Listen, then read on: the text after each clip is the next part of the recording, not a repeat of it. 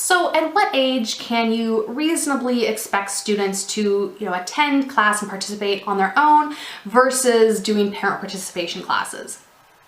Of course there will be some outliers, but in my experience, Tiny Talk classes that are, non-parental involvement are typically 3 and up. And sometimes there are, of course, occasional 3-year-olds, especially if they've just turned 3, that, aren't quite ready to participate in class by themselves. And, I find that usually parents know this about their child. I mean, usually by 3, 4, certainly by 5, students have started in other classes, maybe they're even in preschool or daycare, part-time, full-time.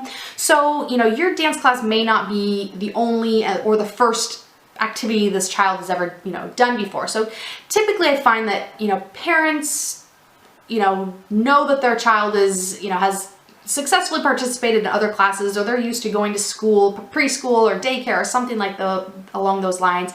And so if they're enrolling them in your dance class, typically at the age of 3 and up, it's going to be no problem. I mean, sometimes kids are, shy on the first day, but most kids at that age are typically, if the parent has enrolled them, able to participate. Now, sometimes, certainly, sometimes dance class is their first activity they've ever done by themselves. It's, their first independent activity that their parents signed them up for. And, they're probably going to be 3 if that's the case. Maybe they've just turned 3, maybe they're 3 and a half. And, they're just not used to leaving mom or leaving grandma or leaving whoever it is that's with them and going into a classroom and closing the door to participate.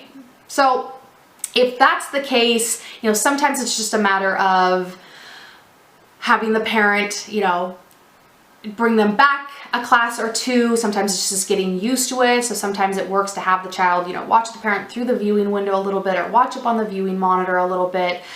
Depending on your experience, sometimes, this can backfire, but sometimes having the parent come in with the child to just sit and observe for a few minutes before the child, sometimes some kids are just, they need to observe for a few minutes and see what's going on, and then they feel more comfortable participating. So those are definitely, the minority situations. In general, I would say 3 is a solid age where most kids are able and, can successfully participate on their own. If you want to serve the younger age market, I think you could replicate a Tiny Talk class for like 2, even up to 3.5-year-olds, and just have a parent participate with them.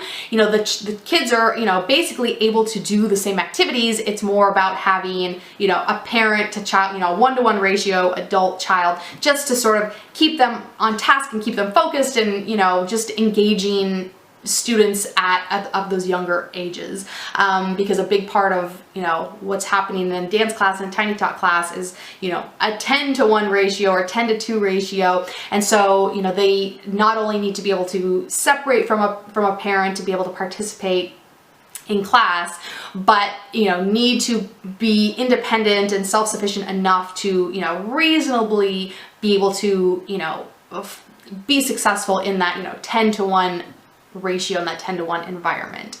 Now, all that being said, for Tiny Talk classes, certainly under the age of 5, I like to have parents on site. So it's ideal if you have a lobby for your classes, or at least an area that parents could be somewhat nearby, even if that means they wait in their cars if you really have no place to put them. I think it's still important for these younger age groups to still have a parent nearby, because the potty breaks, just something happens, the tears start, they're just having a bad day, it's just not going well. I mean, there's just so many things that can happen with these younger ages that, and a lot of times it's not necessarily, class is over, but a lot of times the child just needs to go, the parent can go help them use the restroom, get a quick drink of water, just do whatever they need to do, and then they're able to come back into class. So I still like to have parents on site. So when I'm saying participate alone, it's really just being able to leave mom, dad, grandma, whoever's with them, in the lobby, outside of the classroom, whatever that means for your space, whatever that means for your studio, and are able to come into the classroom and independently participate, you know, relative and within reason for their age group. It's really just a, you know, an emotional ability to be able to separate and participate with, you know, having another adult, you or the instructor, you know, be the leader, be, you know, the authoritative figure in this class environment, have the child be able to, you know, successfully participate with that.